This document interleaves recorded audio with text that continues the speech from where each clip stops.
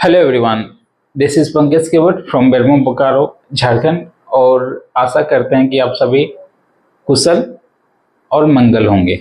Okay, तो now in the previous classes we are discuss about the regulations number 137. In this time we are going to study about regulations 138, that is precaution after a fire has broken out. It means to say that अगर mines में किसी तरह से आग लगती है या आग लगने की संभावना या किसी भी प्रकार की आग से खतरा हो, तो वैसे केस में क्या प्रिकॉशंस हम लोग लेंगे। तो बुक जो भी रेगुलेशन कहता है वो तो देखेंगे ही देखेंगे, बट अगर आप वर्किंग कर रहे हैं किसी माइंस में या किसी भी फील्ड में आप वर्किंग कर रहे हैं और ना चाहते हुए भी आपके ड्यूटी पीरियड में, वर्किंग पीरियड में आग लग गई या फिर आग लगने वाली है या थोड़ी सी आग लगी हुई है, तो जाहिर सी बात है कि आपका विवेक कहेगा, विवेक फॉर व्हाट, विवेक, this is a not a name of any voice. विवेक मतलब बुद्धि, विचार, विमर्श, जो अपना बुद्धि होता है ना, उसी को विवेक कहते हैं। विचार विमर्श, विमर्श तो ये होता है डिस्कशंस। ओके, तो अगर आप के वर्किंग पीरियड में किसी प्रकार भी किसी फील्ड में आग लगती है, तो आपका फर्स्ट ऑफ ऑल रिस्पॉन्सिबिलिटी क्या रहेगा, आपका दिमाग क्या बोलेगा कि भाई वहां से जितने भी वर्कर है, जितने भी स्टाफ है, जितने भी फैमिली मेंबर्स या जो भी है, फैमिली मेंबर्स व्हाट यार, किसी फील्ड में आप अगर आप काम कर रहे हो, किसी कॉरपोरेट में काम कर रहे हैं और सबसे आपकी बनती है, तो वो एज ए कॉरपोरेट की फैमिली मेंबर्स होती है। This is not a blood relations family member, that is company family members. So what, आप वहां से जितना जल्दी हो सके सबको बाहर निकालोगे, देन आफ्टर आप आग बुझाने की कोशिश करोगे या फिर फायर एक्सटिंग्विशर को कॉल करोगे और किसी भी तरह से जितने भी माल है, सामान है या फिर जो भी मटेरियल्स है उसको बचाने की कोशिश करोगे, डेफिनेटली करोगे ही करोगे। तो यहाँ भी आपको माइंस में कंडीशंस में सेम इट इज यहाँ भी करना है। अगर किसी भी प्रकार के या किसी भी प्रकार से माइंस में आग लगने की संभावना दिखाई देती है या आग लगी हुई है, तो सबसे पहले अपने जितने भी वर्कर है उसको समझा बुझा के विड्रॉल करे, और उसी में से अगर कोई बंदा आग बुझाने के लिए एक्सपर्टीज हो, यानी कि ट्रेनिंग ले लिया रखा हो और उन्हें आग बुझाने की आइडियाज और क्या क्या स्टेप लेना है वो पता हो, तो उसे समझा बुझा के आप सबसे पहले तो विड्रॉल करेंगे जितने भी वर्कर और स्टाफ है सबको, देन आफ्टर कुछ मेंबर्स को लेके जो फायर फाइटिंग टूल्स से लड़ सकता है उसे लेके आप आग को बुझाने की कोशिश करोगे। ओके, तो ये जेन्युइन बातें हो गई। तो चलिए इस रेगुलेशंस में देखते हैं, बट जहां तक हमें उम्मीद है यहाँ उस तरह की कुछ डाटा है नहीं, बस स्टेप्स रखी गई है कि आप क्या प्रिकॉशंस लेंगे जब आग आपकी माइंस में होने की संभावना हो या हो चुकी हो, यानी कि आग लग चुकी हो। तो पहला पॉइंट कहता है, on the appearance in any part of the mine of a smoke or other sign indicating that the fire spontaneous heating has or may have broken out, effective step shall be taken। मतलब किसी भी तरह से अगर आपको पता चले कि आग लगने की संभावना हो या स्मोक आपको कहीं नजर आ रही है, तो सबसे पहला स्टेप आपको क्या रहेगा, सबसे पहला स्टेप रहेगा कि withdraw the persons right now. Okay, effective steps shall be taken. Effective steps shall be taken without delay to deal the file of hitting, and all persons other than whose presence in the mine deemed necessary for dealing with the fire or hitting shall be immediately withdraw from the mines. तो effectively आपको step लेनी है, और सबसे पहले step क्या लेनी है कि विड्रॉल करेंगे और उसी में से जो फायर फाइटिंग टूल्स या फिर फायर फाइटिंग क्लासेस या एक्सपीरियंस गेन कर चुका है उसको अपने साथ रख के फायर को यानी कि आग को बुझाने का काम करेंगे. Okay. Second point is no persons other than those required for dealing with or sealing of the fire or heating refers in sub regulations 1 shall be admitted in the until the fire heating or when extinguished or effectively sealed off and examinations has been made by the manager and assistant manager and mine has been declared to be safe, and report of every such examination shall be recorded in bond page book.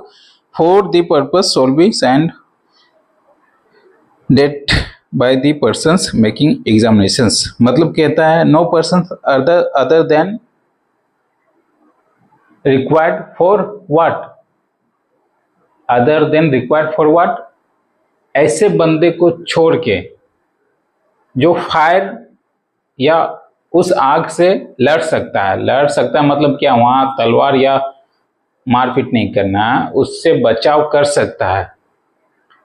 उस बंदे को साथ रखते हुए आपको area को sealed of कर देना है, और सील्ड ऑफ करने के बावजूद भी आपको वहां से डाटा कलेक्शंस करना है और रीडिंग भी लेना है कि क्या है, कितनी है और कितना हद तक हम लोग बचे हैं. ओके. और ऐसे एग्जामिनेशंस की आपको बीपी बुक में मेंटेन करना है और साथ में काउंटर साइन भी करना है कि भाई कौन सा कॉम्पिटेंट पर्सन्स एग्जामिन करने गए थे. Okay. Provided that regional inspector may, by order and written, subject to such condition, he may specify permit the employment in the mine persons other than those required deals with the fire for it. और आपको लग रहा है उस conditions में उसके आसपास अगर काम करना है आपको, और अनऑथराइज मतलब ऐसे पर्सन जो फायर से लड़ नहीं सकते हैं और आप चाह रहे हैं कि वैसे वर्कर को भी आप वहां आग पे लगा उसके जहां फायरी एरिया है उसके आसपास काम करवाएं, तो आपको पहले मैनेजर से नहीं, रीजनल इंस्पेक्टर से आपको परमिशंस लेना होगा. मतलब आप समझे, ये आपका कोल सीम है, पिलर है, और यहां से आग बढ़ते हुए आ रही है. हमने क्या किया, यहां पे स्टॉपिंग बना दिया. देन आफ्टर फिर एक स्टॉपिंग यहां भी कर दिया. अब क्या चाह रहे हैं कि भाई हम लोग सेफ जोन में आ गए. सेफ जोन में आ गए तो इस पिलर में हम लोग काम कर सकते हैं. ये सब पैनल में या पिलर में काम कर सकते हैं. तो ऐसे कंडीशंस में आप मैनेजर क्या करेगा, या फिर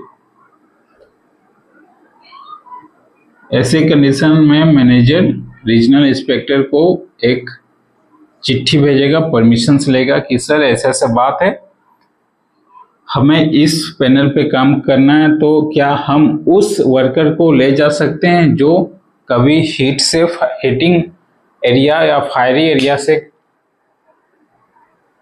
काम नहीं किया हो.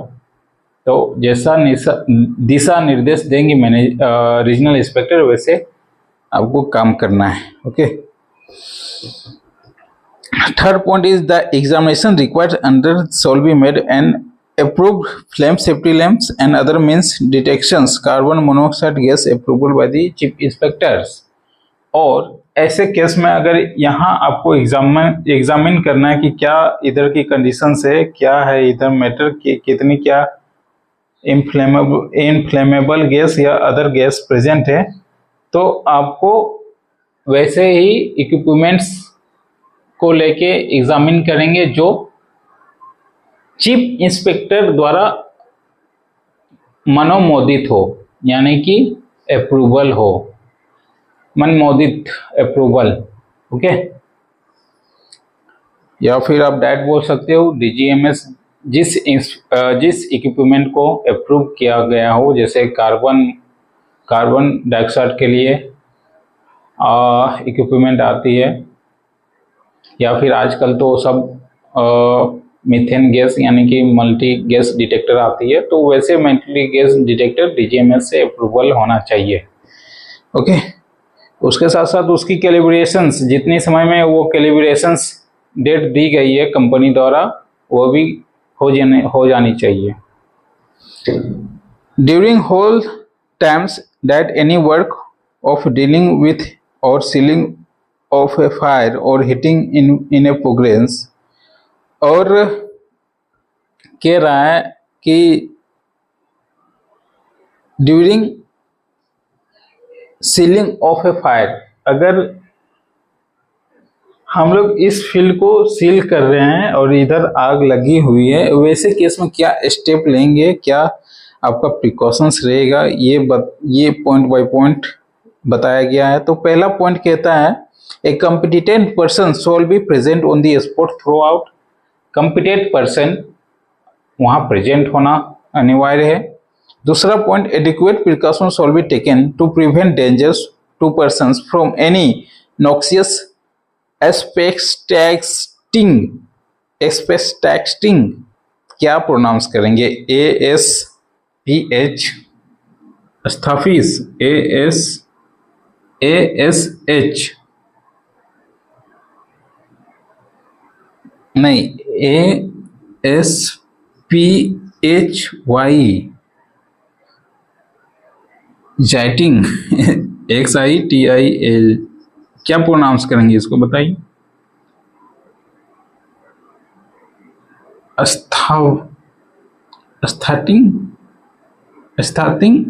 स्फैटिंग या जैथिंग, जो भी है देखना होगा। तो नॉक्सियस और inflammable gas flame, steam and eject or rolling down the materials, explosion of water and falling into crevices or potholes that may be occurs in the area of fire। तो कहता है कि जो भी बंदा उस फायर से लड़ रहा हो या फिर उस फायर को सील ऑफ कर रहा हो, तो ऐसे केस में आपको वहाँ ध्यान देना है कि कोई भी हार्मफुल एक्सीडेंट ना हो जाए या फिर कोई भी हार्मफुल चीज उस पर ना गिर पड़े। उसको प्रिकॉशंस आपको देना ही देना है। और ऐसे हार्मफुल चीज क्या हो सकते हैं, जैसे क्या हो जाएंगे, noxious gases, inflammable gases, flame, sting and ejected of rolling down hot materials. हो सकता है कि ऊपर से फ्लोर से कोई गर्म चीज गिर जाए। Explosion of water gas, then after falling into crevices, port holes, कुछ भी हो सकता है। तो वैसे आपको निगरानी में रखनी है ताकि वो बचाव कर सके इन चीजों से। Next point is there shall be keeped available और near all places below ground. इसके आमने सामने, इस पिलर के आमने सामने आपको क्या क्या रखना है उसके बारे में बताया गया है। तो पहला, adequate number of self rescuer and at least 2 smoke helmet रखना है। Adequate number of self rescuer, इसके बाद आपको एटलीस्ट 2 स्मोक हेलमेट रखना है और other suitable apparatus approved by the chief inspector for using in emergency। Other apparatus में क्या आ सकते हैं, फायर एक्सटिंग्विशर आ सकता है, और क्या आ सकता है, और ब्रीथिंग एपरेटस आ सकता है। तो ऐसे आपको रखना है जो कि चीफ इंस्पेक्टर द्वारा अप्रूवल हो। An apparatus for detecting carbon monoxide gas approved by the chief inspector, और apparatus detecting carbon monoxide मतलब ऐसा इक्विपमेंट जो कि कार्बन मोनोऑक्साइड को रीड कर सके। ओके, और वो डीजीएमएस या फिर चीफ इंस्पेक्टर द्वारा अप्रूवल हो। CO डिटेक्टर,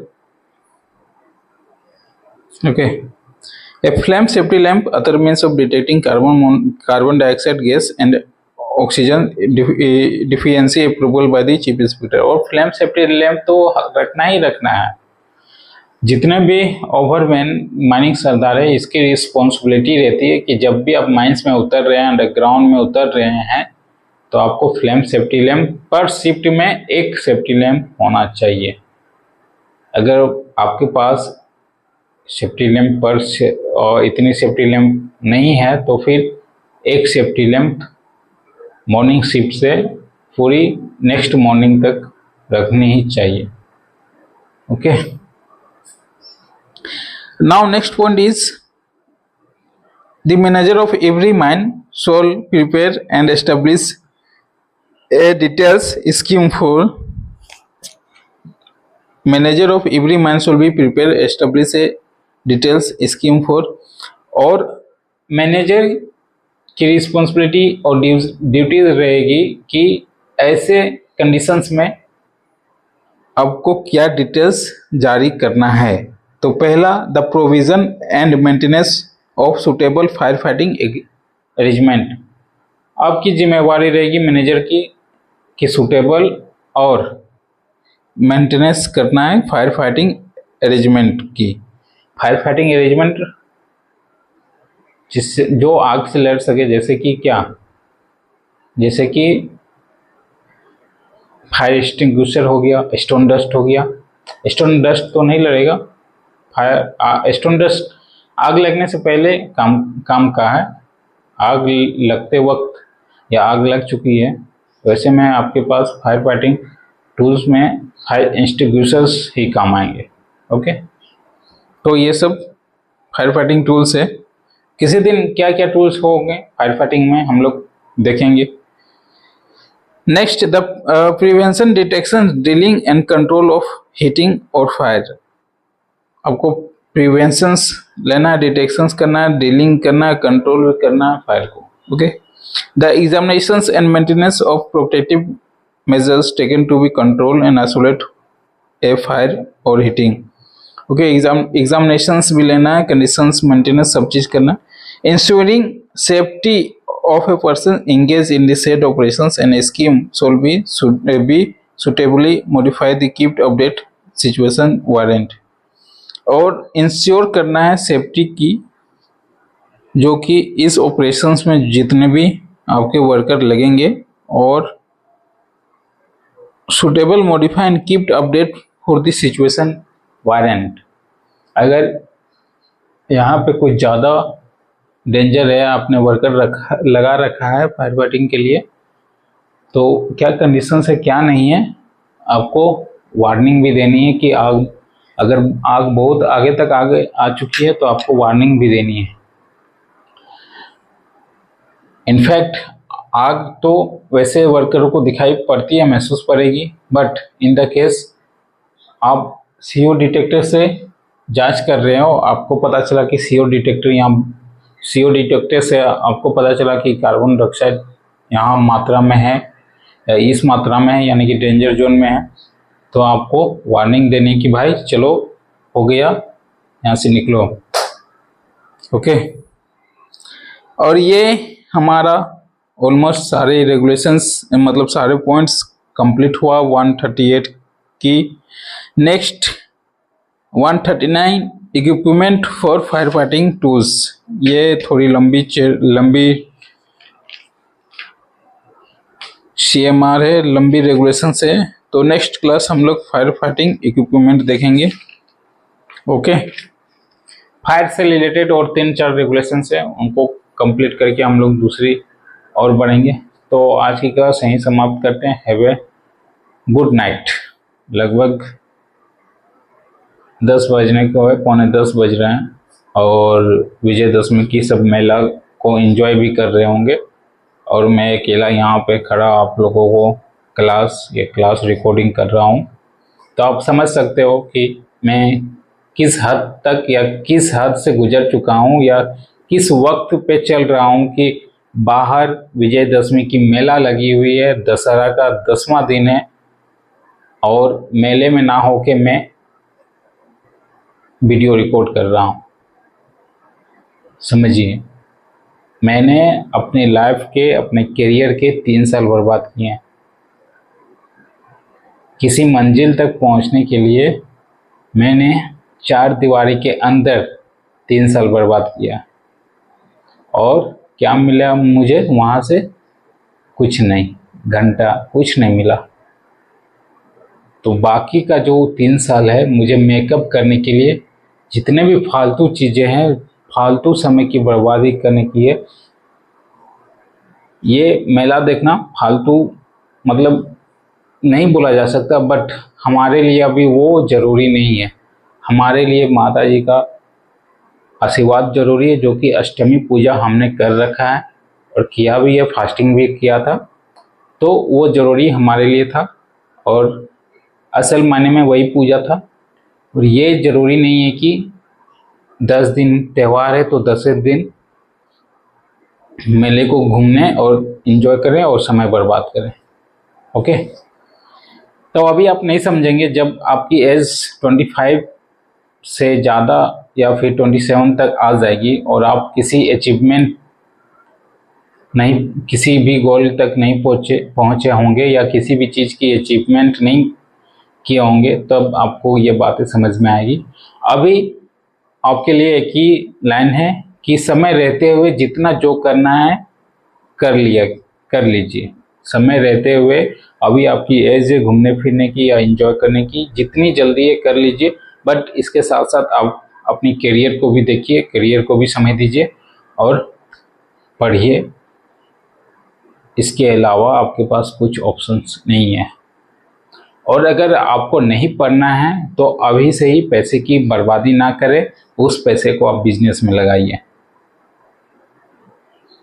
ओके, उस पैसे को आप बिजनेस में लगाइए। गार्जियन से सरेंडर कर दीजिए कि हमसे पढ़ाई नहीं होगा, हम नहीं पढ़ पाएंगे, तो आप अपनी लाइफ की जो भी बिजनेस होगी वो आप हैंडल कीजिए। ओके, अदरवाइज डिले हो जाएगा तो हमारे तरह आप भी पछताओगे। एनीवेज, आज नहीं तो कल मैं अपने मुकाम पे पहुंच ही जाऊंगा, इतना कॉन्फिडेंस है मेरे में। 2 साल लगेंगे, 3 साल लगेंगे और डेफिनेटली मैं उस जगह पहुंच जाऊंगा। ओके, तो आज की क्लास यहीं समाप्त करते हैं। Have a good night. Thank you.